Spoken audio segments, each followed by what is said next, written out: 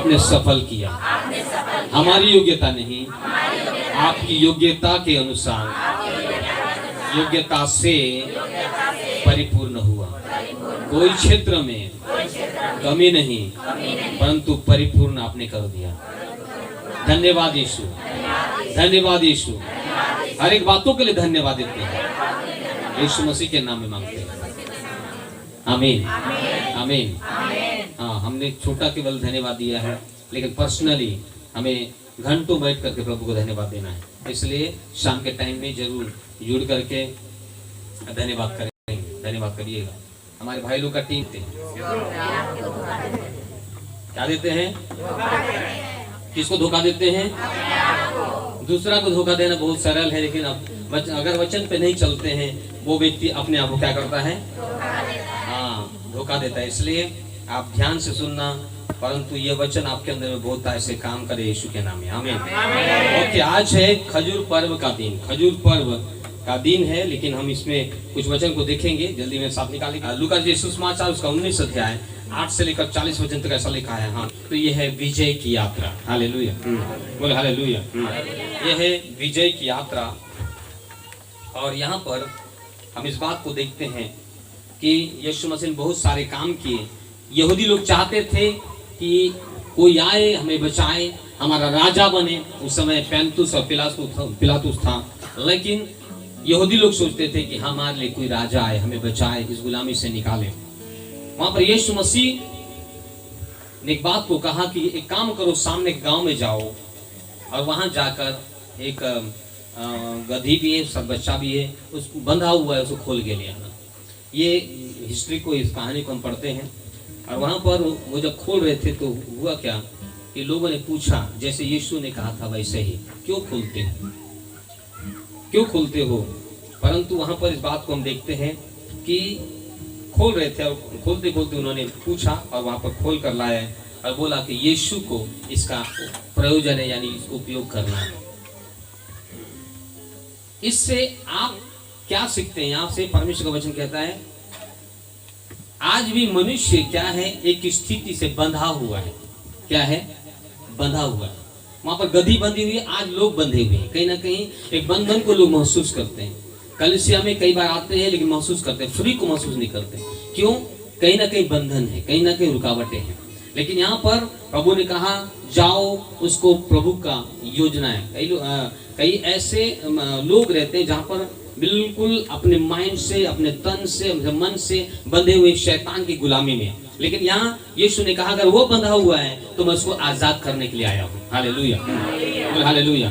यीशु मसीह ने 2-2 करके चेलों को भेजा था, और वहां पर भी उस गधी को खोलने के लिए केवल 2 लोग गए थे। आज मैं कहूँगा, एक मनुष्य अपने उस परिस्थिति में होकर के अपने आप को वो बंधा हुआ पाता है, और कहीं ना कोई क्षेत्र में ऐसा है कि अपने आप को फ्री नहीं पाता। लेकिन जो कोई यीशु के करीब में आया, वो उस अद्भुत काम को देखा। मेरे प्रिय लोग, यहाँ पर लिखा है, वहां पर उन्होंने क्या किया? उसको खोल कर यीशु के पास में लाए। तो वहां उसके लिए एक गुड न्यूज आया गधी के लिए। वो सोची होगी, भैया कभी मेरे लिए कोई जमीन में बिछाया नहीं। गधी सोची होगी, यार आज लोग मेरे लिए कपड़े बिछा रहे हैं। सुनो ध्यान से, आज मेरे लिए कपड़े बिछा रहे हैं। पहले कभी ऐसा होता था कि लोग गंदे कपड़े मेरे ऊपर डाल के ले जाते थे। आपने कभी देखा है गधियों को? देखेंगे नहीं देखेंगे। उसके बाद देखिए बहुत सारा कपड़ा ला देते हैं और उसको कई भी सामान धुआते हैं।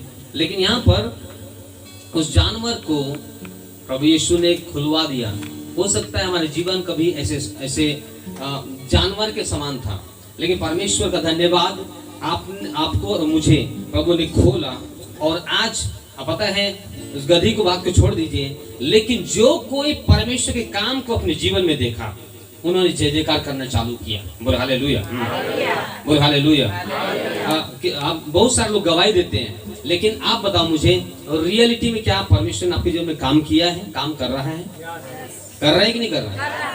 लेकिन वहां पर जो लोग चमत्कार को देखे थे, जो लोग अपने जीवन में आशीष को प्राप्त किए थे, जो लोग अपने जीवन में बदलाव को देखे थे कि मैं कैसा था, प्रभु यीशु आया जब से मेरे जीवन में क्या काम हुआ, इन बातों को जब देखा, इन बातों को जब उन्होंने सोचना चालू किया, इन बातों को देखा कि हमारा कोई राजा है जो हमारे लिए क्या बचाने वाला आ गया है, और वहां पर बहुत सारे लोग थे। तो वहां लिखा है एक पद में लिखा, जब वे यरूशलेम के निकट पहुंचे और जैतून पहाड़ पर बैतफगे के पास आए। लूका यीशु समाचार उसका 19 अध्याय, और यहाँ पर लिखा है 37 वचन में, और निकट आते हुए जब वह जैतून पहाड़ की ढलान पर पहुंचा तो चेलों की सारी मंडली उन सामर्थ के कामों के कारण जो उन्होंने देखे थे। क्या आपने परमेश्वर के सामर्थ्य काम को देखा है कि नहीं? हेलो, क्या आप परमेश्वर के सामर्थ्य काम को देखे हैं? क्या आप देख रहे हैं? क्या आप देखना चाहते हैं? लेकिन जो कोई देखा था, कैसे परमेश्वर ने लाजर को जिलाया, कैसे परमेश्वर ने 2 रोटी और 5 मछली को मल्टीप्लाई किया, कैसे बढ़ाया, कैसे वो मुर्दों में से जी उठा, कैसे अंधों को उसने आंख दिया, कैसे मिट्टी को पत्थरों का और उसके आंख में लगाया।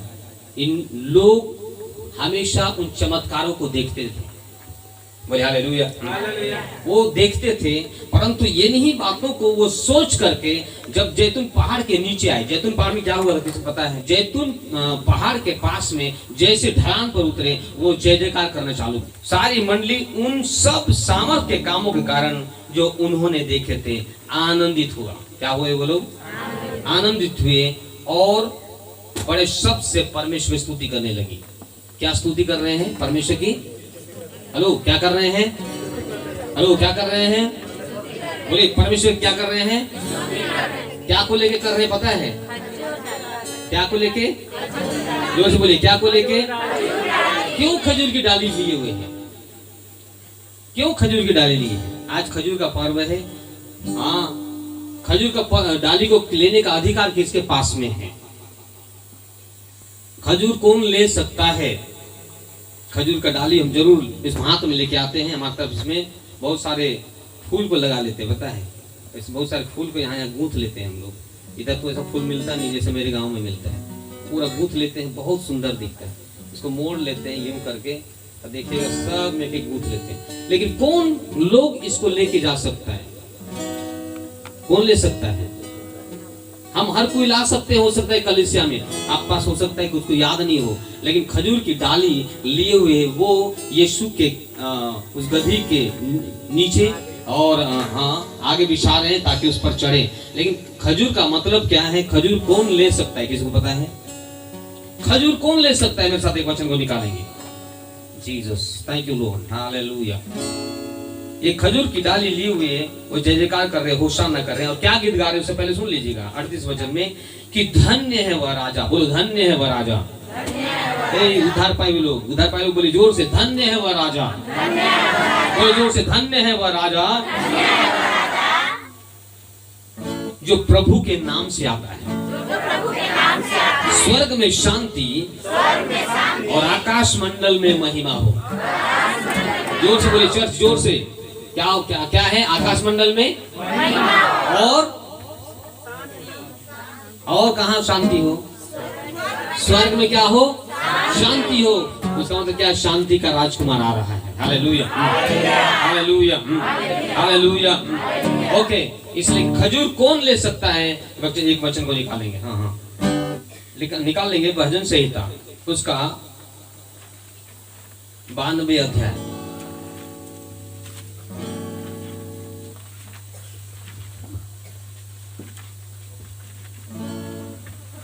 Thank you Jesus, hallelujah. हाँ, निकाल लेंगे जल्दी से। 92 अध्याय और उसका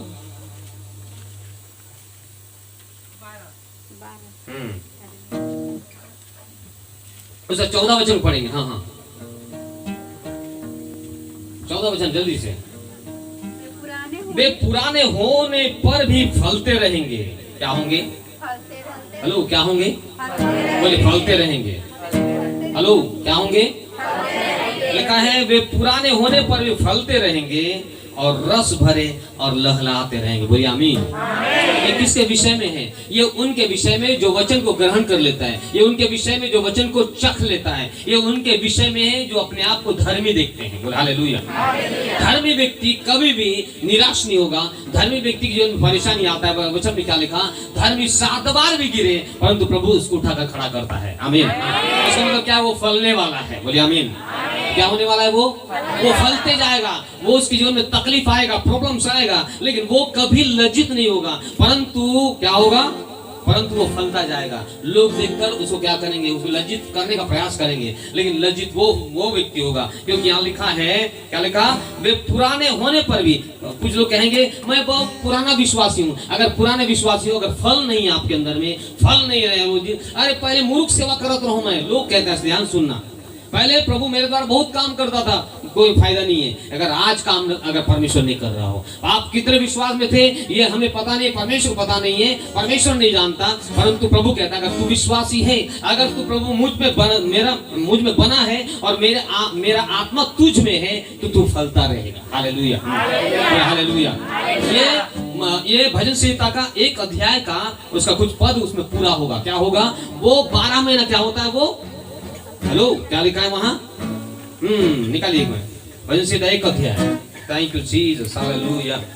ये कौन व्यक्ति है? जल्दी से भजन संहिता 1 अध्याय, और वहां लिखा है, क्या लिखा है? 3रा वचन में, वह उस वृक्ष के समान है जो बहती नालियों के किनारे लगाया गया है। बोले आमीन। और अपनी ऋतु में फलता है। क्या होता है वो? हेलो क्या होता है वो? हेलो क्या होता है वो? कोई नहीं फल रहा है तो बोलो तू फलने वाली है। बोलो ना तू फलने वाला है। बोलो ना जो आप फूलने वाले हो। तू आशीष नहीं तो आशीष होगा आज से। बोलो बोलो बोलो बोलो बगल वाले बोलो। हाँ, तो अगर आशीष नहीं है तो आशीष आ रहा है आज से तेरे जीवन में। और मैं बोल रहा हूँ, बोलना। हाँ बोलो हालेलुया, बोलो बोलो हालेलुया। क्या लिखा है? वह अपने ऋतु में, क्या लिखा? अपने ऋतु में फलता है और जिसके पत्ते कभी नहीं मुरझाते। इसलिए जो कुछ वह पुरुष करे वह सफल होता है। ये कौन पुरुष है जो फलने वाला? कौन महिला है फलने वाली? कौन है? जो यहोवा का भय मानता। नया है, नया फल आएगा। पुराना है और नया और फल आता रहेगा। बोलिए आमीन, हालेलुया, बोलो हालेलुया। कौन सा फल? शारीरिक फल, जीवन में आत्मिक फल भी। ये दोनों फल के बाद प्रभु का वचन लिखा है। बोलिए आमीन। लिखा आगे, हाँ सुनेंगे। और रस भरे और लहलाते रहेंगे। इसका मतलब सूखा नहीं रहेगा जिंदगी। हेलो क्या नहीं रहेगा? बोलो ना, सूखा नहीं रहेगा। हरे पेड़ का क्या पहचान? बोलो ना जी, बोलो ऐसा कैसा? हरे पेड़ का क्या पहचान? बोलो ना, हिलता डुलता एक समान। ओए तनकुन हिल के बतावा चला, हिलता डुलता एक समान। ओए बहन लोग, कुछ लोग देख रहे हैं, उसका मतलब आप गीला नहीं हो। एक समान आशीष, चलो हिलता डुलता एक समान। हाथ मत हिलाओ जी, हाथ नहीं लेना है, हिलता डुलता एक समान। ओए बहन लोग, चलो हिल के बताओ। हाँ, हिलने वाले लोग जीवित परमेश्वर के लोग हैं। बोले आमीन। हिलने वाले लोग हरा भरा लोग हैं। बोले आमीन। वो फलने वाले लोग हैं, क्योंकि वचन लिखा वे पुराने होने पर भी छड़ा नहीं रहेंगे। ध्यान सुनिएगा, हम खड़े नहीं, सूखे रहने वाले नहीं है। सूखा पेड़ क्या होता है पता है? सूखा वाला क्या होता है? हवा आने से, हवा आने से अगर आप नहीं बोल रहे आप भी गिर जाओगे। बोलने वाले लोग हमेशा क्या रहेंगे? लहलाते रहेंगे। बोले आमीन, बोलो आमीन, हालेलुया। क्या होते रहेंगे? वो फलते रहेंगे, लहलाते रहेंगे। बोलिए आमीन। और क्या आगे लिखा सुनो, क्या लिखा? वे लोग, कौन लोग? वे लोग यहोवा के, क्या लिखा है? भवन में रोपे जाएंगे। वो रोपे गए हैं। बोलिए हालेलुया, बोलो हालेलुया। क्या गए हैं वो? फिर से मुझे गीत आने लगा। कैसे वाला पता है? प्रेम की बारी में रोपे गए हम। आप खूब गीत गाते हैं, गाते नहीं गाते? कहाँ रोपे गए हो आप? भाई लोग कहाँ रोपे गए हैं? कौन से बारी में? आप प्रेम की बारी में रोपे गए हो, लेकिन वो बारी कहाँ है पता है? यहोवा का भवन। आमीन। कहाँ है वो? कहाँ है वो? अगर आप बाहर रोपे गए हो तो प्रभु बोलता है बाहर में तेरा कोई फायदा। अगर तू कलीसिया में आ रहा है तो तू फलवंत होगा। बोलिए आमीन। हाँ, तू फलेगा किसके समान? खजूर के समान। किसके समान? ये पता ही है, खजूर नहीं है, आप ये डाली है, लेकिन खजूर के समान क्या होगा? फलता रहेगा। लिखा है सुनो, वे यहोवा के भवन में रोपे जाकर, उसका मतलब है परमेश्वर के भवन में जो आता है, परमेश्वर को देखो जब कोई बीज लगाते हैं तो कहाँ लगाते हैं? कहाँ लगा लो? ऊपर हवा में। कहाँ लगाते हो आप? कहाँ लगाते हो राजेश भाई? कहाँ लगाते हो? अरे हम तो आर्मी वाले, कहाँ लगाएंगे? हम पुलिस वाले नहीं लगाते हैं। कहाँ लगाते हैं आप? हेलो, परमेश्वर ने कहा तुम परमेश्वर के जमीन हो। क्या हो? हम क्या है? परमेश्वर की खेती है। परमेश्वर इसमें खेती कर रहा है, पता है, मेरे द्वारा। बोलिए आमीन। आपको प्रभु चाहता है आप क्या हो जाए? फलवंत हो जाए। बोलिए क्या हो जाए? क्या हो जाए? ये कहाँ है? ये कहाँ से आप फलवंत होंगे? कलीसिया में। कहाँ फलवंत होंगे? कहाँ फलवंत होंगे? कहाँ रोपे गए हैं आप? कहाँ रोपे गए हैं? कलीसिया में। बोले हालेलुया। क्या लिखा है? वे यहोवा के भवन में रोपे जाकर हमारे परमेश्वर के आंगनों में फूले और फलेंगे। आमीन।